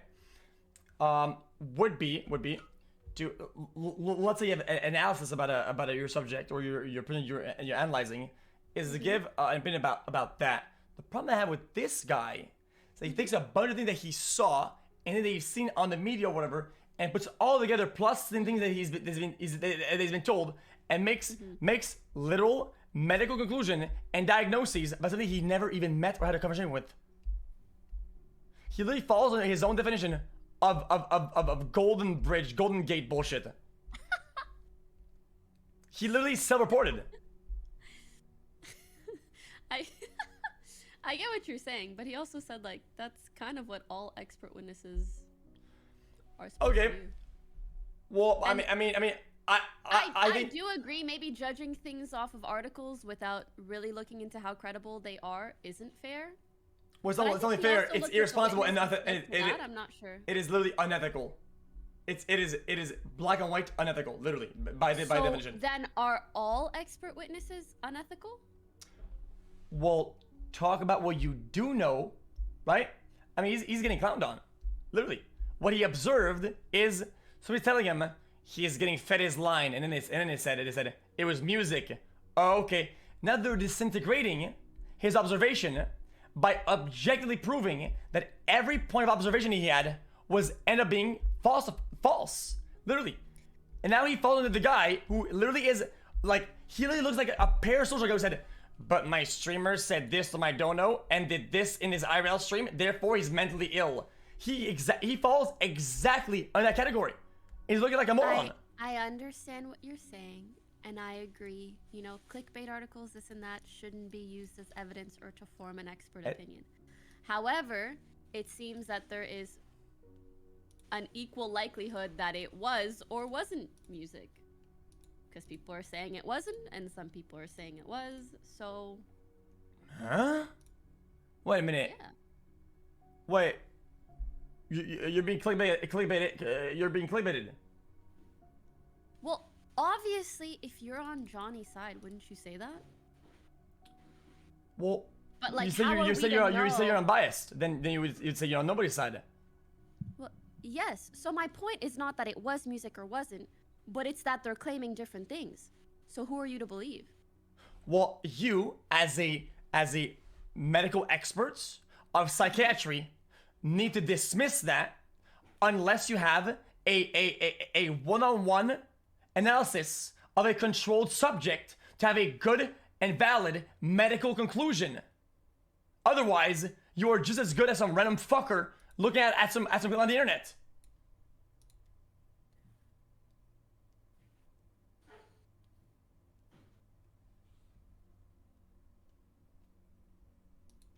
Right?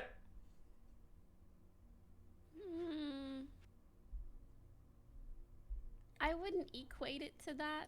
Why not? If you're an expert in that field, but I get what you're saying. They did dispel some of the things, like saying, "Oh, he wasn't being fed his lines." Sure, Okay. it was music. But then what about the test that he took? So what you say is that if some guy in chat is a qualified professional of mental health or psychiatry of some high degree, he could come to my house now and give me a prescription for certain pills and certain medication and say, I've seen your streams and your interviews and when you competed, and you are a fucking moron that is a mentally ill, parasocial weirdo and shit like that because he drew a medical conclusion and diagnosis from long range and observations without having an interaction with me directly. To be fair, I don't think they should be medicating you, but if there is a psychology professional A diagnosis, if proven But correct. he didn't diagnose him. Well, Hold on, let me finish my sentence. go ahead. I actually think you're setting yourself up in a bad situation. Streamers, we stream ourselves for hours on end, for days on end.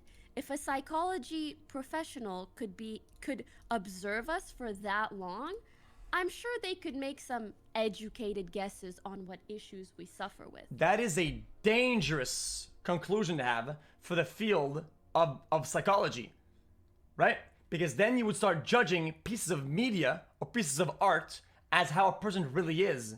What if you were to quantify or analyze dog disrespects behavior? Who is a persona? Who is not? Who acts different on the internet? Who doesn't? Who acts different when in front of an audience or a camera? And who doesn't? What can you tell about these things? Again. I don't want to argue against Johnny's situation because I don't think he should be